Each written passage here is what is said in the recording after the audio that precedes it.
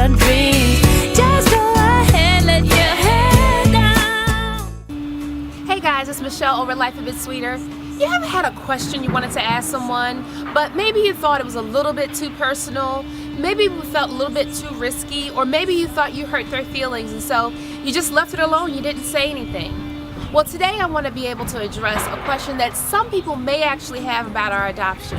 And that question is, if you all have to fundraise to bring Selah home and to adopt, can you all really afford to have another child at home? It's actually a really good question. I want you to take a shift in your thinking for a minute.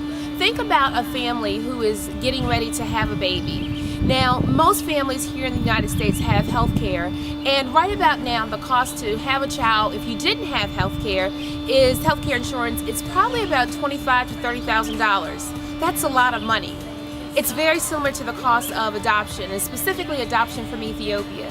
Now, if that family had to pay up front all of the costs that were going to be associated with giving birth to children, you probably see a decline in the birth rate here in the United States.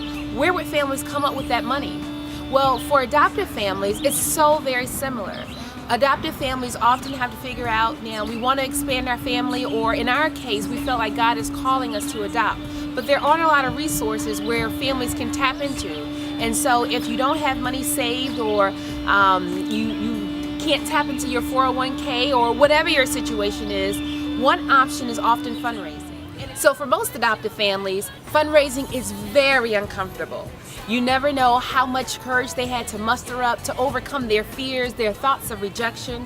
And so do me a favor, not just for our family, but for any other adopting family that you ever see fundraising, encourage them, support them. You never know how much they had to do just to get to that place, to move beyond their self, their pride, and their fears of rejection, just to get to that place in their journey. So again, for us, we can absolutely afford to have another child at home. We just need a little extra help, a little bit of a push from our friends and families to get over this hurdle. Thanks so much and take care. Records on, tell me your favorite song.